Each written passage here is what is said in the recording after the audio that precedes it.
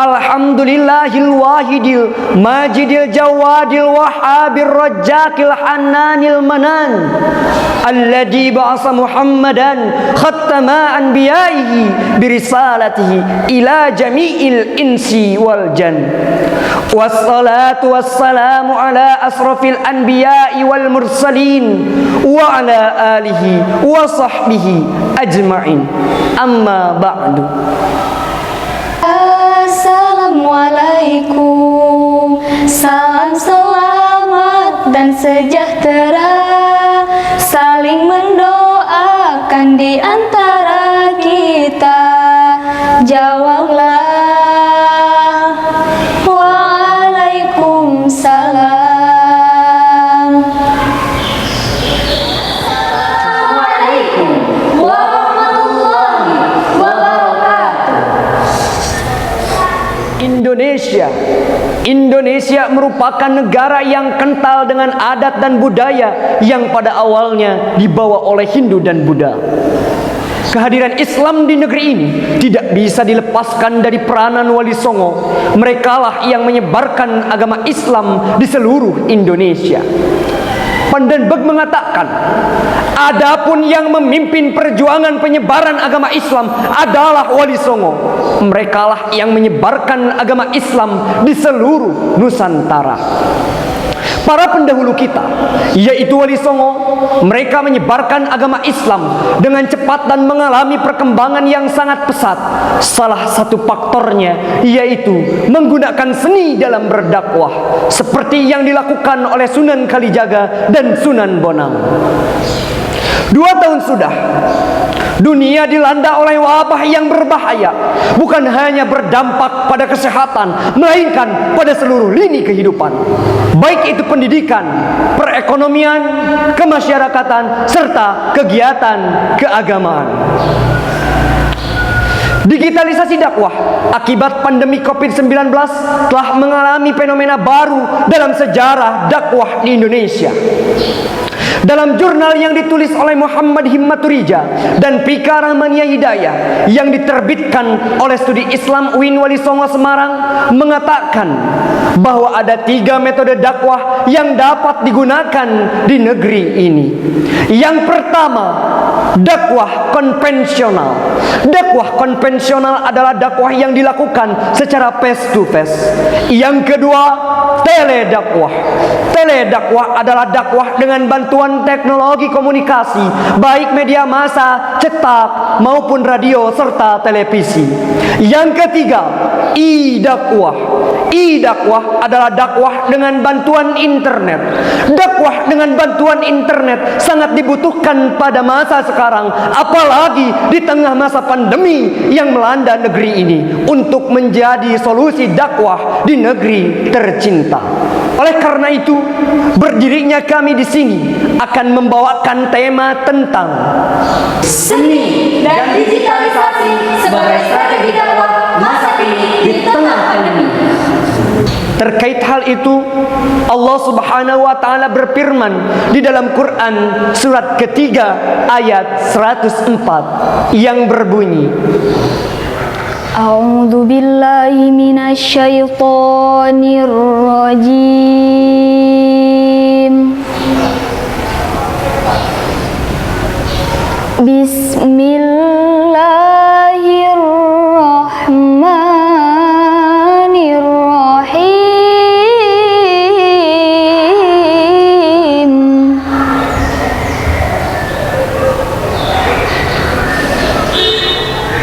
Wal takum minkum ummatun yad'una ilal khairi wa ya'muruna bil ma'ruf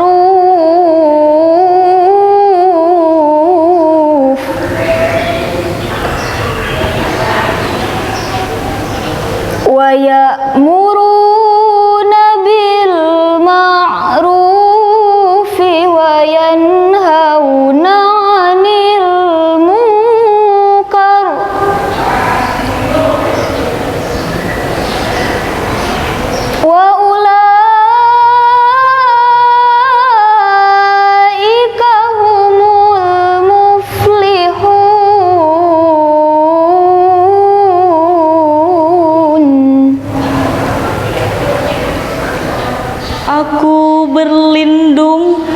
kepadamu ya Allah dari godaan setan yang terkutuk.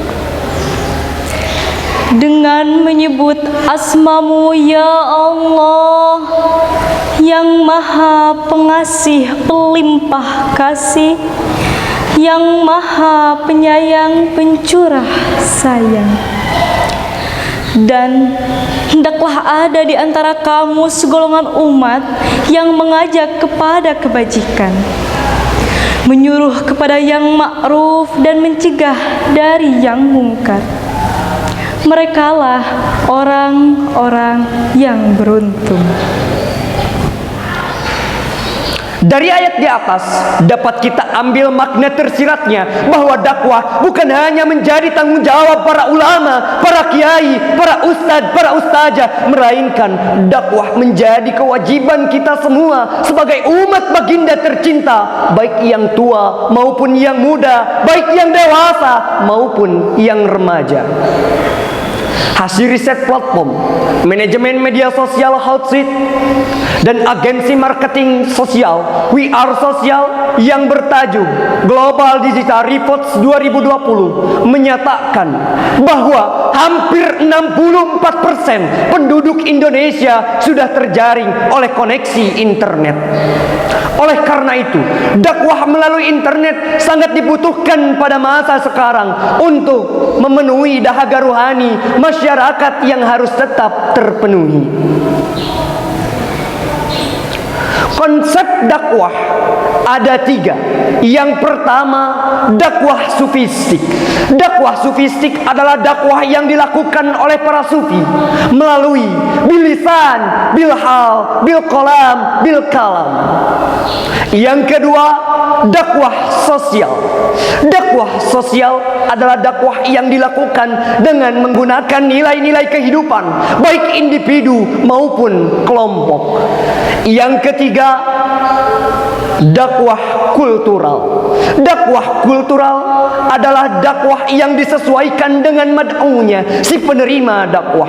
Yang menjadi peran penting dan fokus utama dalam dakwah kultural adalah kesenian. Dengan kesenian, dakwah akan semakin cepat dan melesat diterima di masyarakat Indonesia. Dakwah dengan kesenian merupakan salah satu cara yang efektif untuk dilakukan di negeri tercinta, tanah air tercinta Nusantara Indonesia. Terkait hal itu, Allah Subhanahu wa taala berfirman di dalam Quran surat An-Nahl ayat 125 yang berbunyi, Ud'u ila sabili rabbika bil hikmati wal mau'izatil hasanah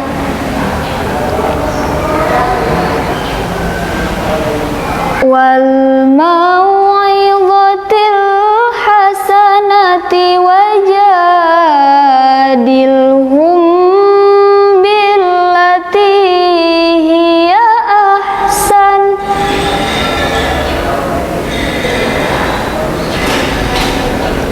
inna rabbaka huwa a'lamu bima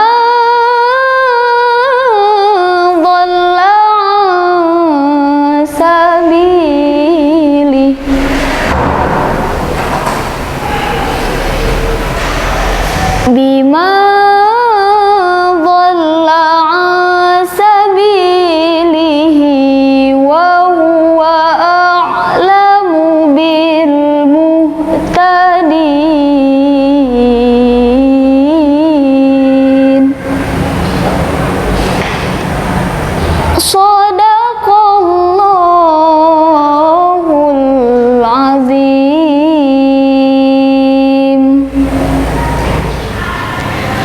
Serulah manusia kepada jalan Tuhanmu dengan hikmah dan pengajaran yang baik, dan berdebatlah dengan mereka dengan cara yang baik.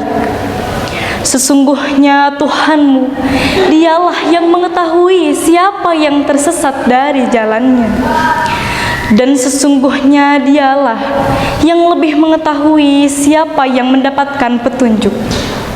Maha benar Allah atas segala firman-Nya.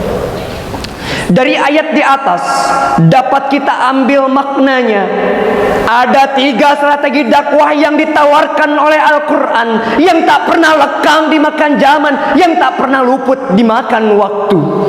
Ada 3 tawaran strategi dakwah yang ditawarkan Al-Quran. Yang pertama, al-hikmah. Yang kedua, al-mau'izatil hasanah. Dan yang ketiga, jadilhum billati hiya ahsan. Al-hikmah, dalam tafsir Ibnu Katsir, al-hikmah ditafsirkan dengan penuh hikmah. Adapun Ibnu Jarir menafsirkan al-hikmah dengan Al-Quran, as-sunnah, serta pengajaran yang baik. Profesor Dr. Quraisy Shihab di dalam kitabnya Al-Misbah menafsirkan al-hikmah adalah sesuatu yang apabila diperhatikan dan dipergunakan akan mendatangkan kemaslahatan dan akan menghalangi datangnya kemadaratan yang lebih besar. Al-mau'izatul hasanah. Al-mau'izatu diambil dari kata wa'aza yang artinya nasihat. Al-mau'izatu adalah uraian yang menyentuh hati, mendorong kepada kebaikan. Demikian pula yang disampaikan oleh Ahmad Mustafa Al-Maraghi di dalam kitab tafsirnya Al-Maraghi, bahwa al-mau'izatul hasanah adalah memberikan dalil-dalil yang bersifat dhanni yang dapat memberikan kepuasan kepada masyarakat awam. Dalam hal ini artinya Islam dibumikan sesuai adat dengan budaya melalui asimilasi dan sinkretisasi. Dakwah itu mengajar, Bukan menghajar, dakwah itu membina. Bukan menghina, dakwah itu mengajak. bukan mengejek. Dakwah itu menjadikan dunia lebih berwarna. Bukan merana. Apalagi bernoda. Salam seni, salam edukasi, salam santri Nusantara. Dari santri Untuk Ibu Pertiwi, NKRI harga mati. demikianlah yang dapat kami sampaikan. Mohon maaf atas kesalahan. Saya Agni. Saya Suci. Saya Diki. Kami pamit undur diri. Wassalam.